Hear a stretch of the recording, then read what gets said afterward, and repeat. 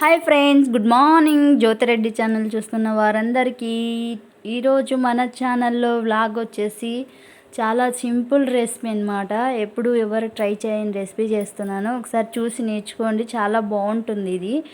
మునక్కాయ లెగ్ కానీ, chicken leg కానీ, ఉల్లగడ్డ లెగ్ కానీ సూపర్ కాంబినేషన్ అనమాట. ఈ రైస్ మనము తిరుబాత్ అన్నము అంటాము, మేము కలర్ రైస్ కూడా అంటారు. నేను చూపించే ప్రాసెస్ అన్నీ కావాలన్నమాట. దీనికి శనగ బేడలు, కొబ్బరి, తాలింపు గింజలు, కరివేపాకు, ఆనియన్స్ అనమాట. మనం శనగబేడలు వచ్చేసి వాటర్లో కొద్దిసేపు నానబెట్టుకున్నాము, ఒక 10 మినిట్స్ రైస్ చేసే ముందర.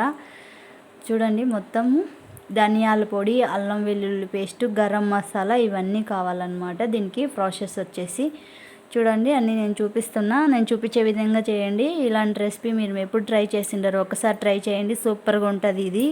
తిరుపతి అన్నము సూపర్గా ఉంటుంది. దీనికి కావాల్సినవి వచ్చేసి చూపించాను కదా. ఇప్పుడు మనం రైస్కి బియ్యం కావాలా, ఈ కప్పు తీసుకుంటున్నాం అనమాట. దీనికి 2 కప్స్ వాటర్ తీసుకోవాలన్నమాట. ఒక గిన్నె బియ్యం తీసుకుంటే 2 గిన్నెలు నీళ్ళు తీసుకోవాలా. చూడండి, కొబ్బరి మొత్తం ఇలా దంచుకోవాలన్నమాట.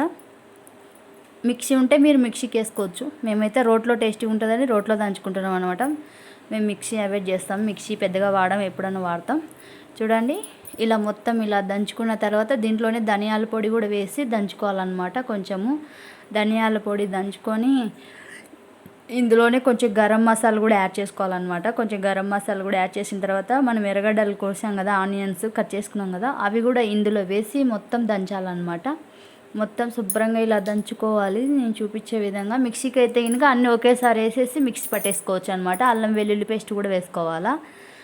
మొత్తం అన్నీ వేసేసి మిక్సీకి మీరు కొట్టేసుకోవచ్చు. మేమైతే దంచుకుంటున్నాం కాబట్టి చూపిస్తున్నాం. ఇలా అన్నీ మొత్తం కలిపి దంచుకోవాలన్నమాట. నేను చూపించే విధంగా చేయండి, సూపర్గా వస్తుంది రైసు. మీరు ఎప్పుడు టేస్ట్ చేసిండరు, ఎక్కడే కానీ, ఏ హోటల్లో కానీ, ఎక్కడే కానీ ఇలాంటి టేస్ట్ వచ్చిండదు. ఒకసారి ట్రై చేసి చూడండి మన ఛానల్లో. చాలా సింపుల్ రెసిపీ అనమాట, ఈజీగా చేసుకోవచ్చు. ఏ దాంట్లోకైనా కర్రీ ఏమున్నా, మునక్కాయ కానీ ఏ దాంట్లోకైనా సెట్ అయిపోతుంది అనమాట. ఆలు కర్రీ కానీ, చికెన్ లెగ్ అయితే ఇంకా పర్ఫెక్ట్, అన్నపకాయలకి. చూడండి, మొత్తం ఇలా అంతా మెత్తగా దంచుకోవాలా. మేమైతే ఇలా దంచుకుంటున్నాం. మీరు మిక్సీ అయితే 5 మినిట్స్లో కొట్టేసుకోవచ్చు. ఇలా చూడండి, నేను చూపించే విధంగా రావాలన్నమాట. పేస్ట్ అంతా ఇలా తయారు చేసి పెట్టుకోవాలి మనము. కొబ్బరి, ధనియాల పొడి, అల్లం వెల్లుల్లి పేస్టు, ఆనియన్, గరం మసాలా వేసి ఇలా పేస్ట్ తయారు చేసి పెట్టుకోవాలా.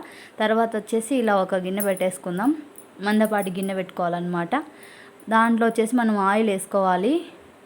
ఆయిల్ కొంచెం ఎక్కువనే పడుతుంది, రైస్ కాబట్టి, మనం చేసేది తిరుబాత్ అన్నం కాబట్టి కొంచెం ఆయిల్ ఎక్కువనే వేసుకోండి. ఆయిల్ ఎక్కువ వేసుకున్న తర్వాత ఆయిల్ కొంచెం హీట్ అవ్వాలన్నమాట.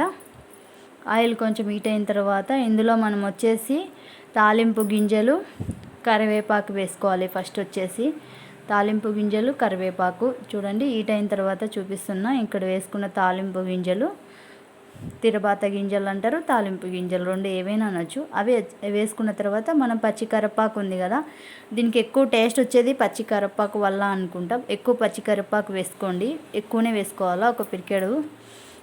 అది బాగా ఇట్లా అనేటప్పుడు మనము ముందే మసాలా అది కొంచెం అలా కలిపెట్టేసుకోవాలన్నమాట. మనం ముందే మసాలా తయారు చేసుకున్నాం కదా, ఇందాక దంచుకొని చూపించాను కదా, ఆ మసాలా వచ్చేసి ఇప్పుడు మనం ఇందులో యాడ్ చేసుకుందాము మొత్తము. చూడండి, మొత్తం ఇలా కరివేపాకు ఆయిల్లో బాగా ఇట్లా వేగిన తర్వాత మనం ఫస్ట్ ప్రిపేర్ చేసుకున్న మసాలా పేస్ట్ ఉంది కదా, అది ఇందులో వేసుకోవాలన్నమాట. ఇందులో వేసుకొని పసుపు యాడ్ చేసుకోవాలి. 2 స్పూన్స్ పసుపు యాడ్ చేసుకోవాలన్నమాట. చూడండి, మొత్తం ఇలా ఇది పచ్చి వాసన పోయేంత వరకు కొంచెం మంట స్లోలో పెట్టి కొద్దిసేపు ఇలా కలిపెట్టి వేయించుకోవాలన్నమాట. అప్పుడే రైస్కు బాగా టేస్ట్ వస్తుంది, రైస్ బాగుంటుంది అన్నమాట. చూడండి, మొత్తం ఇలా కలిపెట్టేసుకోవాలా. మనం పసుపు వేసుకున్నాం కదా 2 స్పూన్స్. ఇలా మొత్తం అంతా కలిపెట్టేసుకున్న తర్వాత మనము ఏ గిన్నెతో అయితే కొలుచుకున్నామో రైస్ వచ్చేసి ఆ గిన్నెతో 2 గిన్నెలు వాటర్ పోసుకోవాలన్నమాట. ఒక గిన్నెకు 2 గిన్నెలు అనమాట మనము. చూడండి, మసాలా అంతా బాగా పర్ఫెక్ట్గా మగ్గిందనమాట. ఇప్పుడు కరెక్ట్గా చూడండి, స్లో మూమెంట్ మీద మంట కొంచెం స్లోలో పెట్టి 10 నిమిషాల వరకు పూర్తిగా ఇలానే కలబెట్టాలి. 10 నిమిషాలు కలబెట్టిన తర్వాత మనము ఆల్రెడీ శనగబేడలు నానబెట్టేసాం కదా, అవి ఇందులోనే వేసేసి ఒక 2 మినిట్స్ అట్లా గరిటెతో కలబెట్టేసుకుందాం. మొత్తం అంతా మసాలా ఇవి మిక్స్ అయ్యేటట్టు ఇప్పుడు నేను చెప్పాను కదా, ఒక గిన్నెకి 2 గిన్నెలు వాటర్ తీసుకోవాలని రైస్కి.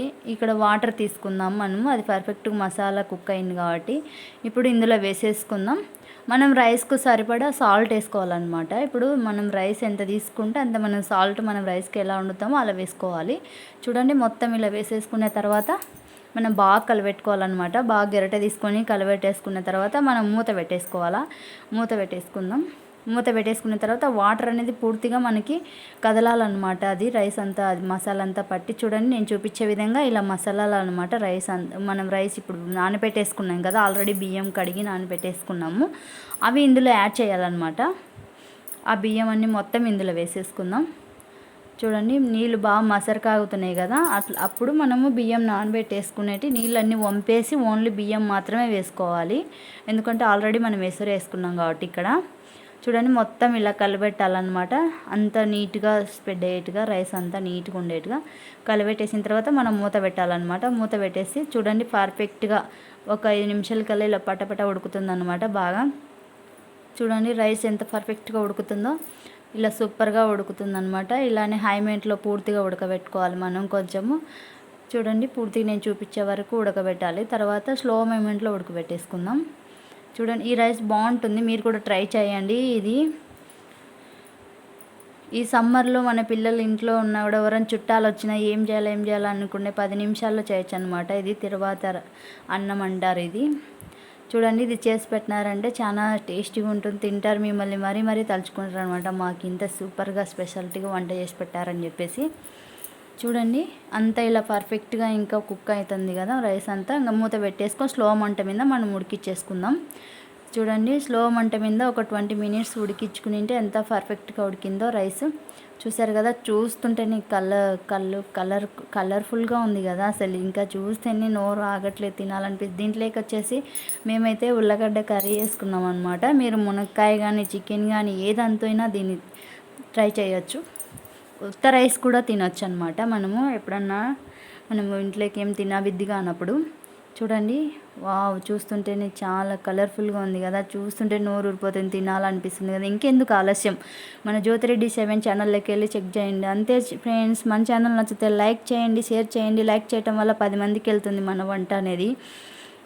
మీరు ఎందుకు ఇంకా ఆలస్యం, మన ఛానల్లోకి వెళ్ళి చూడండి. అంతే ఫ్రెండ్స్, బాయ్, మరొకటి వ్లాగ్లో వస్తా.